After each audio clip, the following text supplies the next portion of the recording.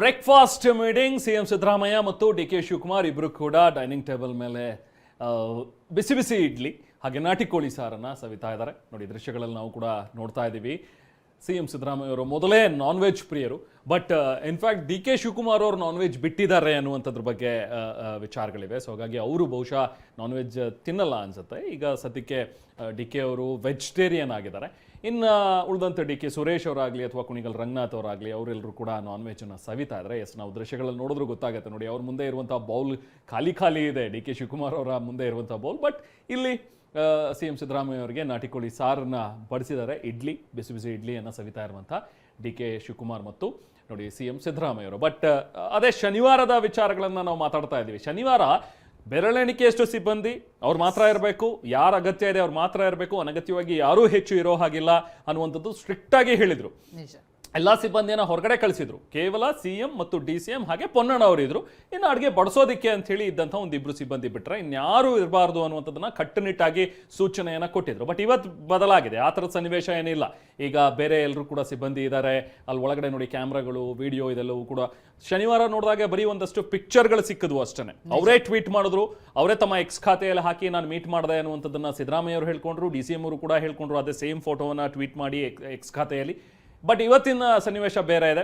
ವಿಜುವಲ್ಸನ್ನ ಕೊಟ್ಟಿದ್ದಾರೆ ಈಗ ಮೀಡಿಯಾದವರಿಗೆ. ನೋಡಿ, ನಾವಿಬ್ರು ಕೂಡ ಎಷ್ಟು ಒಟ್ಟಾಗಿ ಕೂತು ಒಂದೇ ಟೇಬಲ್ ಮೇಲೆ ತಿಂಡಿ ಮಾಡ್ತಾ ಇದ್ದೀವಿ ಅನ್ನುವಂಥದ್ದು. ಸೊ ಅಂದರೆ ಒಂದು ಸಂದೇಶ.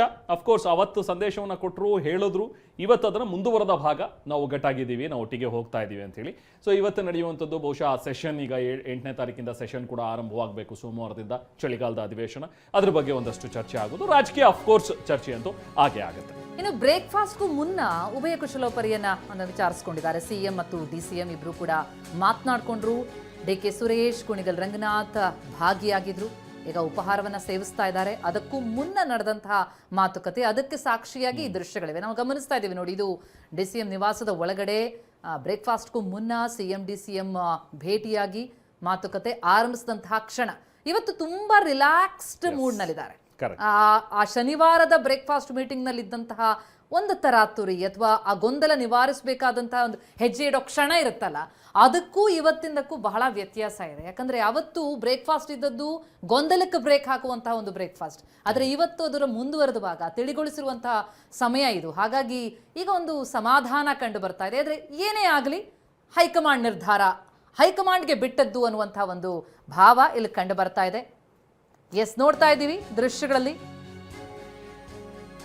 ಇನ್ನು ಸಿಎಂ ಸಿದ್ದರಾಮಯ್ಯ ಅವರ ಕಾಲಿಗೆ ಡಿ ಕೆ ಸುರೇಶ್ ನಮಸ್ಕರಿಸಿದ್ರು. ಹೂಗುಚ್ಚ ಕೊಟ್ಟು ಅವರನ್ನ ವೆಲ್ಕಮ್ ಮಾಡಿ ಸಿಎಂ ಆಶೀರ್ವಾದವನ್ನ ಪಡೆದಿದ್ದಾರೆ. ನಮ್ಮ ಭಾರತೀಯ ಸಂಸ್ಕೃತಿಯಾಗಿ ಸಿಎಂ ಕಾಲು ಮುಟ್ಟಿ ನಮಸ್ಕರಿಸಿದ್ರು ಶಾಸಕ ರಂಗನಾಥ್.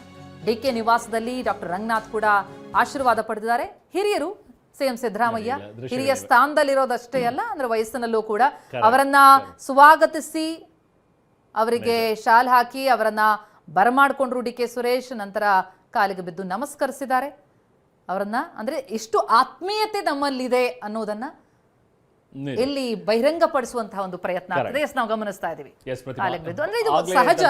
ಇವತ್ತಿಗೆ ನಾವೊಂದು ವಿಶೇಷ ಅಂತ ಹೇಳಿ ಅರ್ಥ ಕಲ್ಪಿಸೋದಕ್ಕಾಗದೇ ಹೋದ್ರೂ ಕೂಡ ಸಂದರ್ಭ ವಿಶೇಷವಾಗಿದೆ. ಹಾಗಾಗಿ ಪ್ರತಿಯೊಂದು ಬಹಳ ಸಂದರ್ಭಗಳಲ್ಲಿ ನಾವು ನೋಡಿದೀವಿ ಡಿ ಕೆ ಸುರೇಶ್ ಅವರು ಸಿಎಂ ಅವರನ್ನ ಈ ತರದ ಆಧರಿಸುವಂತದ್ದು, ಕಾಲಿಗೆ ನಮಸ್ಕರಿಸುವಂತದ್ದು. ಇನ್ಫ್ಯಾಕ್ಟ್ ಆಗ್ಲೇ ಬೇರೆ ಇನ್ನೊಂದು ದೃಶ್ಯಗಳಲ್ಲಿ ಅಷ್ಟು ಸ್ಪಷ್ಟವಾಗಿ ಇರಲಿಲ್ಲ. ಐ ಥಿಂಕ್ ಏನೋ ಒಂದು ಶಾಲ್ ಬಿದ್ದಿರ್ಬೋದು, ಅವ್ರಿಗೆ ಎತ್ತಿ ಅದನ್ನ ಕೊಟ್ಟಿರ್ಬೋದು ಅಂತ ಅನ್ನಿಸ್ತಾ ಇತ್ತು. ಬಟ್ ಈಗ ಕ್ಲಿಯರ್, ಆತ್ಮೀಯವಾಗಿ ಸ್ವಾಗತಿಸಿದ್ರು, ಕಾಲಿಗೆ ಬಿದ್ದು ನಮಸ್ಕರಿಸಿದ್ದಾರೆ ರಂಗನಾಥ್ ಅವರು ಮತ್ತೆ ಡಿ ಕೆ ಸುರೇಶ್ ಅವರು. ಈಗ ಒಳಗಡೆ ಉಪಹಾರ ಕೂಟ ನಡೀತಾ ಇದೆ.